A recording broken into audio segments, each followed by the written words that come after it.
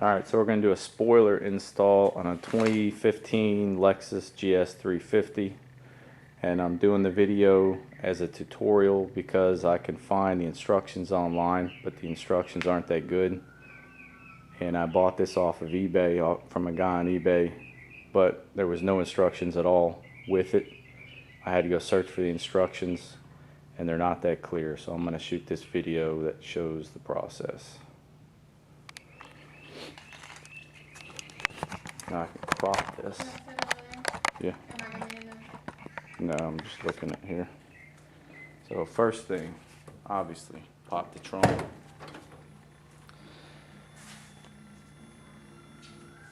Yeah, it's recording. You can sit over there. So I already removed the cover from the trunk before I decided that I was going to film this. So you can see right there, I've already got this off. So I'm going to stick that out of the way. There were roughly 15 clips right here that held them in. I didn't have an easy way to remove these, and when you try to remove them, they have a weird end on them. Like, there's a certain type of pliers that'll pinch that from both sides and you can pull them out. So I used these. I slid it under the head somewhat like that, and then I could pull it straight out without destroying these clips. But they're cheap anyway. If you need to replace them, they're cheap. There were two pieces, trim pieces, that popped off. I don't know if they all have the push button trunk, but this piece popped off of here. And then this piece popped off of the emergency release handle. Try to get a better angle. Right here. So those two trim pieces popped off. This little handle was screwed in here. Once you pop this little cover back, it had two Phillips head screws in it. And that was it for disassembly. The whole trunk piece came off at that point. So the instructions say to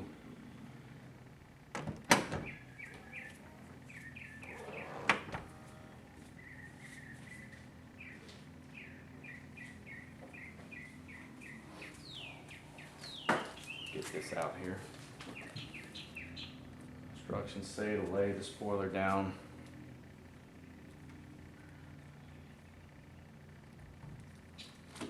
Take these two pieces of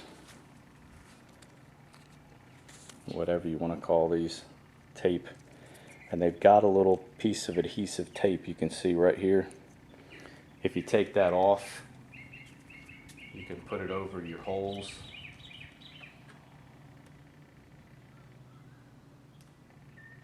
And secure it down like that. Actually, I don't want to do that yet, but basically that's how that works. Before I do that, I need to lay the spoiler on here. I like to just take the ends.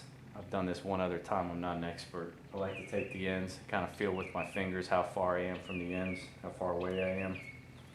And that should allow you to center it really easy. You can look at the emblem. Best way to tell if you are is to look at your ends and look at your emblem.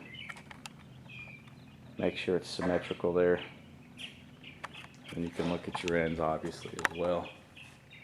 And make sure that your spacing there is the same as your spacing there.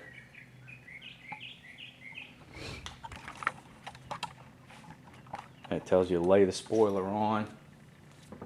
Get a wax pencil. Alright, so I got the wax pencil, made a line right there, comes over, comes around the bottom. I almost didn't do the bottom. The only reason I'm going to do the bottom is because I have to prep the area with an alcohol pad, which by the way did not come with my kit. I don't think. Yeah, there's no alcohol pads in here, so luckily I have some, but have to prep that area so that the adhesive tape, all this red tape, sticks.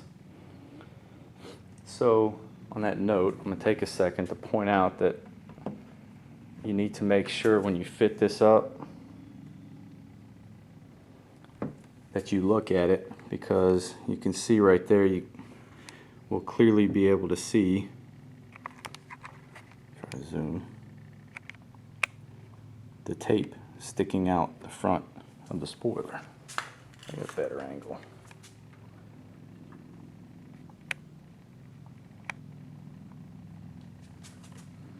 Anyway, right there. You see that the tape sticks out the front of the spoiler, so I'm going to get a utility knife and trim that back. But dry fit it, put everything up. Make sure you're centered. Make sure everything looks good before you start pulling any of your tape off.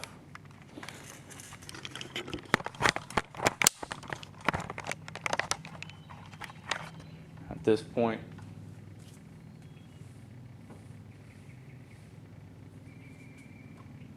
take your spoiler and apply these.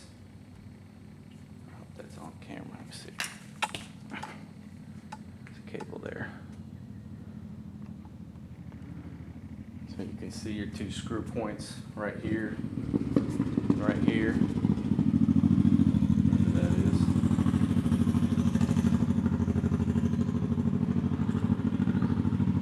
Stick that one on. Pull a little piece off of this tape. Stick it on here.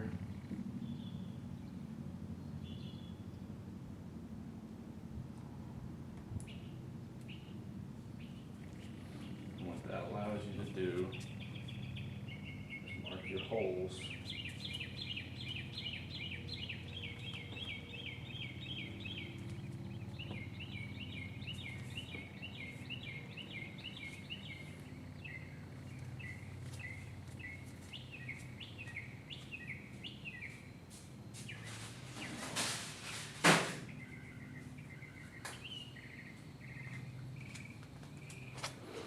I got a brand new pack of masking tape here for another job I gotta do.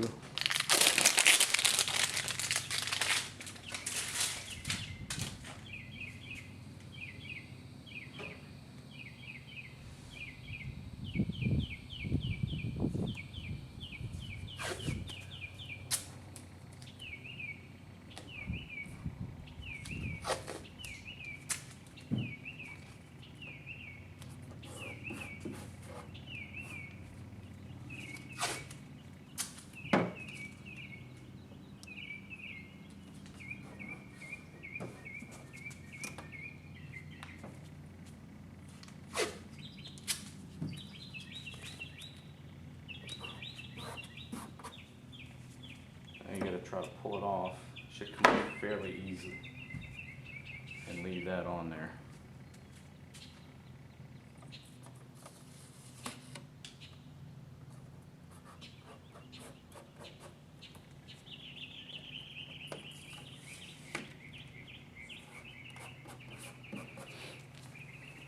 It tells you to drill those holes out first with a pilot hole.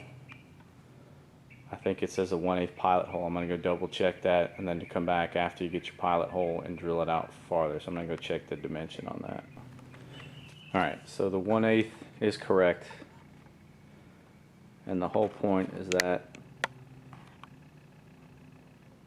you can, with that as a template, you can drill your pilot hole without having to worry about your hole being too far off, and you can come back and drill it out wider after you get your pilot hole. So here goes nothing.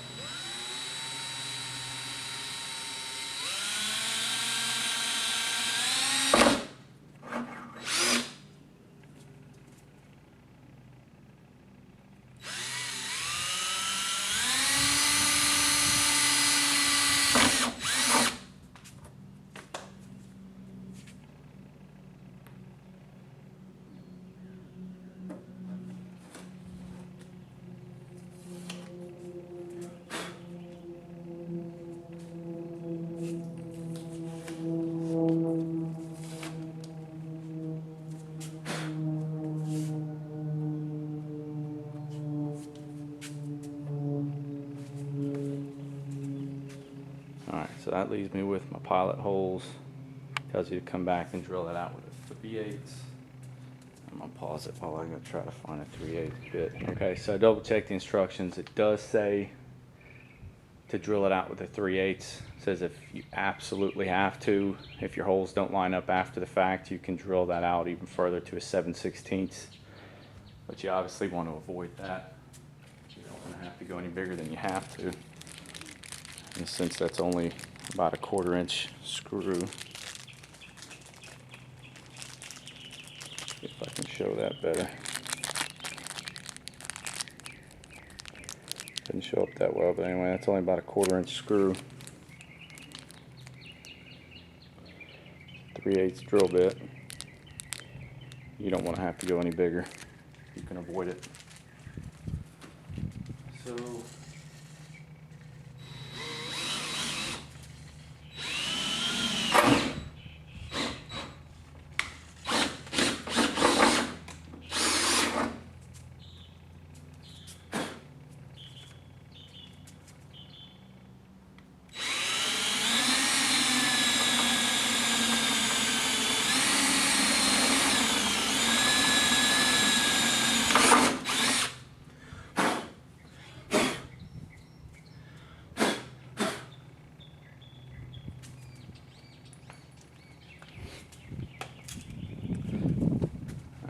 So there's one hole, there's the other hole.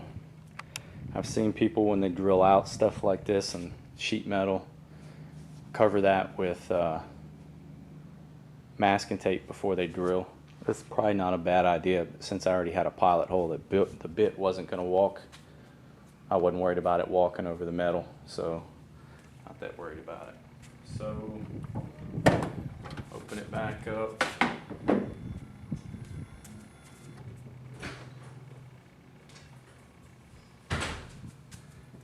At this point, you should be able to look in and see that your holes line up. I'm going to go ahead and take this camera off and show you.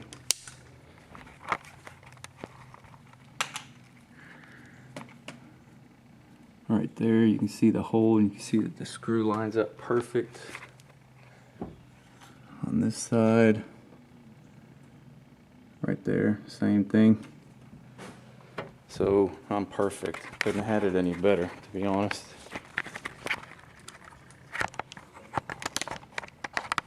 So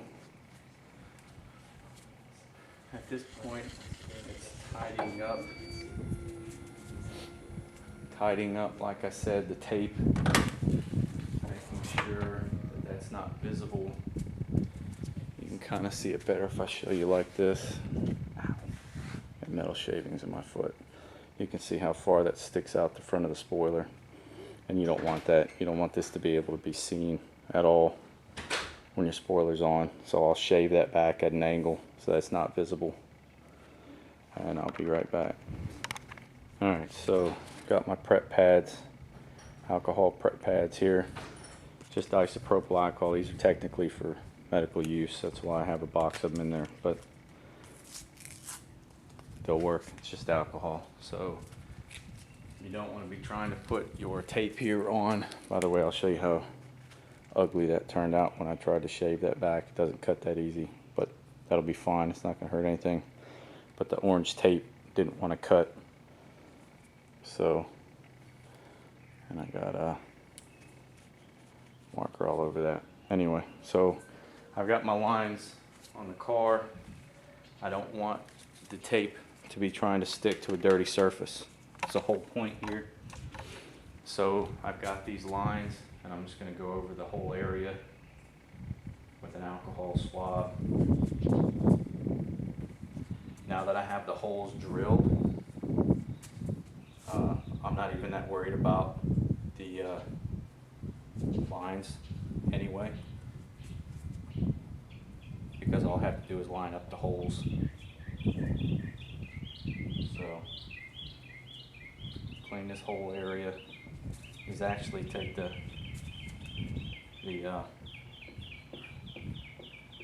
marker off really well too, pencil.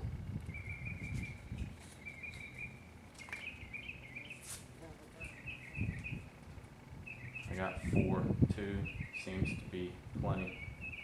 Should easily be able to do this with 2 of them.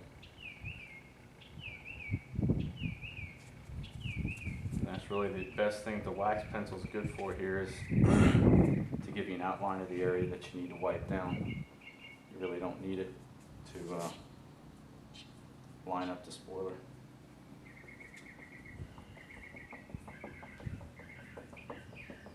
I guess early you may, just to ensure that it didn't shift. Okay, so the area is prepped. Just need to keep that clean. The only other thing I'm going to point out is that it says the directions say to use I think they say a zinc oxide spray.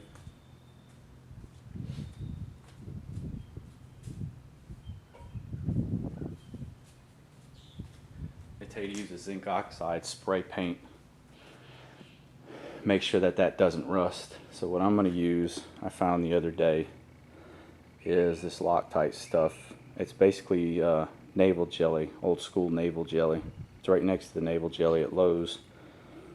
But you spray it on, it eats rust, turns the rust into a solid substance. I'm not even sure technically what it would be chemically, but it basically ends up priming the area. So to make sure, which I don't, but just to make sure I didn't have any rust on this bit, which is, well, you can see a little bit of rust right there. So to make sure that I didn't transfer any of that rust to the bare metal on the car, I'm going to spray that with this to make sure that the holes don't rust over time.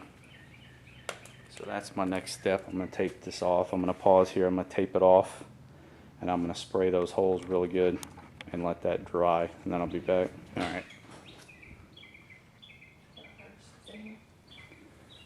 Yeah, it's on, but you're fine. You're fine. Alright, so just built this house like 2 years ago, and I had a whole bunch of this stuff.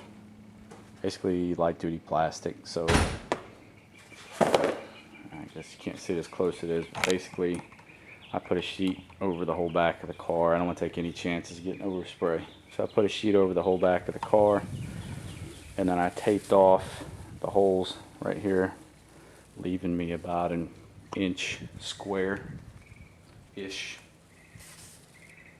And I'm just gonna spray that.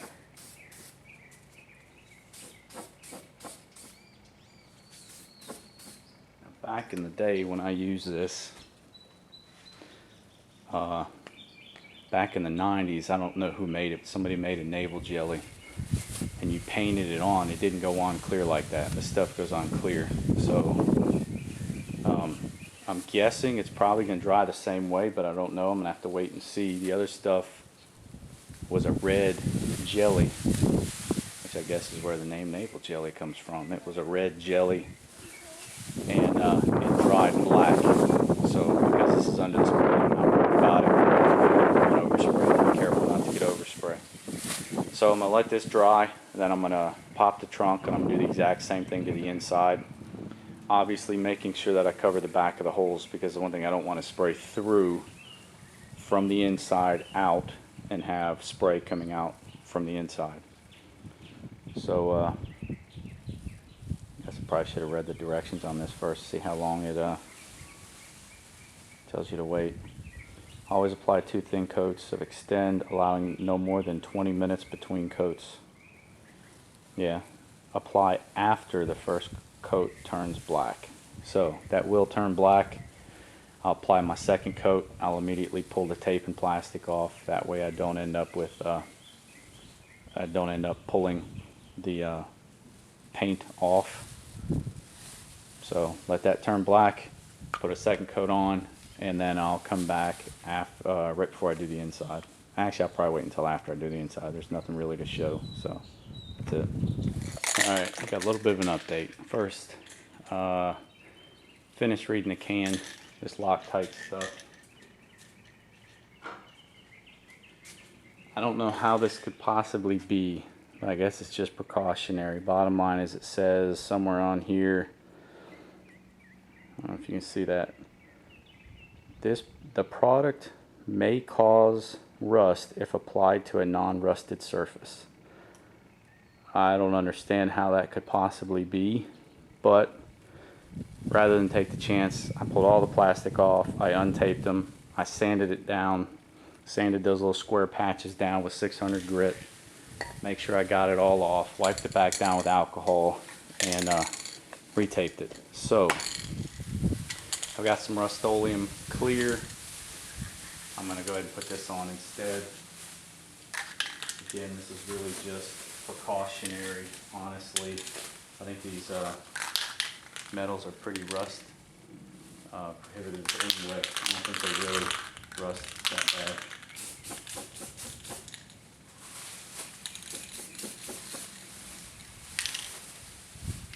So let that dry. Again, do the inside, and I'll be back. Alright, so what I did, trying to think where I left off. I prepped the outside, I painted, I should say, the outside with the clear coat. I let that dry. It's probably been about 15-20 minutes. It says it's dry to the touch in 30. Again, I'm not too worried about damaging the finish on it because it's just kind of a prep coat. That's the whole point of this. I'm not trying to paint it per se. I'm just trying to prep it, make sure it's sealed. So I stuck a little piece of masking tape back over the outside of the hole so that it was nice and snug, and then I went up inside and well, let me back up. I actually went inside and sanded it down. A lot of times when you drill through metal, you'll get little curly cues that push through the other side of the metal and hang on. So I sanded all that down, got that surface smooth. Also with 600 grit, it didn't take much, only 600 grit. Wiped that down with alcohol, and then I taped it and sprayed it on the inside. So it's all good to go now. The only thing left to do is attach the spoiler. So the other thing I'm going to mention is the spoiler is sitting in the sun. For some reason on camera it didn't look sunny, but it is. Anyway, they mentioned that it would be best to use a heat gun or a hair dryer to warm up the tape. So I've had it sitting in the sun. We're in South Mississippi. It's probably about 90 degrees right now, 85, 90 degrees. It's nice and warm. So sitting in direct sunlight, getting that tape nice and soft so that it will adhere well when we apply this. So I'm just waiting on that paint to dry. The other thing I'm going to mention is I'm going to also seal. It mentioned, the directions mentioned something about some sort of adhesive strip or something like that to put over the hole. I'm guessing that's just to keep water from running down and in, and I don't have any. So I'm going to use a white silicone. Clear would be my preference, but it's going to be under the spoiler anyway, so honestly it doesn't matter. So anyway, I'm going to have that ready to go. Put a nice bead of that around the hole when I go to apply, when I go to put the spoiler on, and that'll seal around that hole to make sure no water runs in. And that'll pretty much be it. At that point it's just making sure it's nice and secure in place, nice and snug, make sure the tape is gripping good. That's it. There's nothing else to do. So, okay, so I've got the silicone on there, and for good measure I just went ahead and got some more alcohol swabs and swabbed the paint one more time, make sure the paint was nice and clean. So I'm ready to stick the spoiler on, and I'll probably turn the camera on just a little bit early because I'm still taking the adhesive off. I'm going to go around, take all this off, throw it on the ground, clean it up later. I'm a little concerned, to be honest, about the edges of this. These big pieces right here don't appear to, the corners of the spoiler don't look like they wrap in that well. With your bolt holes being here, split it, they're about 25% of the distance in. I don't know if they're going to pull the corners in well enough. We're going to have to see. Alright, so got all the adhesive off. So I'm going to take my corners again. Like I said, this is how I like to do it. Take the corners, and I can kind of feel based on that how close I am.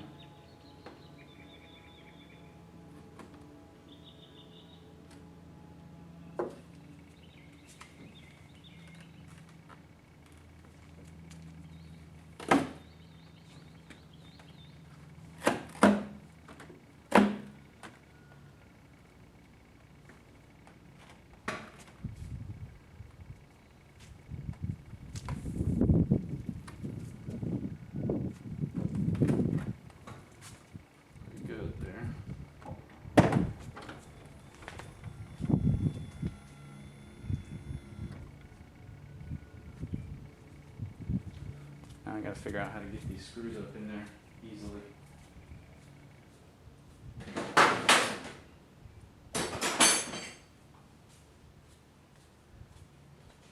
So I got one of these little nubby screwdrivers. Let's see if that reaches in there good.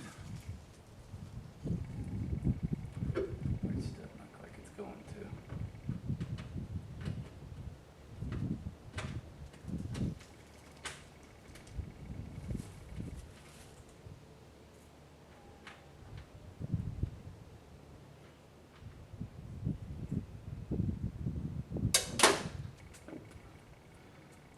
That was gonna happen. Alright, so a couple lessons learned. Most people probably already know, and I guess I knew too, but still kind of surprised me. Once that tape starts to stick, you can forget moving it around. So I probably should have been a little more careful with sneaking up on it, instead of just kind of going in with my fingers and just touching it down and hoping it was good. Because once it grabbed, and if I needed to move it like an eighth, maybe 3/16 of an inch, and it was tough.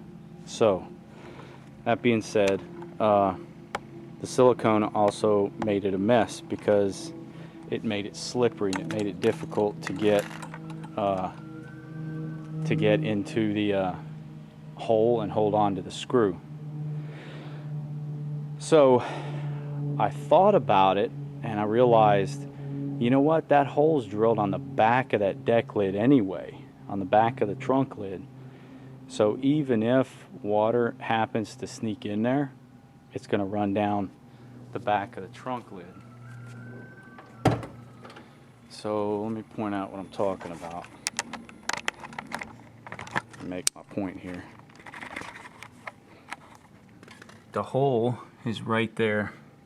You see, yeah, there it is, the screw right there in the back. Okay, so if water does happen to seep in there, it's going to run down the trunk lid and over to these drain holes. So I didn't even really need to worry too much about that, because even if a tiny bit of water does happen to seep in there, it's just going to run down and drain out right onto the bumper right here. Okay, so that was the first thing I thought about that I wanted to point out. The other thing is, and by the way, I loosened this one and that one to get my hand in there. This hole right here is perfectly lined up, I'm sure intentionally, to get a screwdriver on that. So FYI, use that hole. Don't try to get your hand in there like this and screw it in. It's way too hard. And that's it. Let me shift this properly. It's a finished product.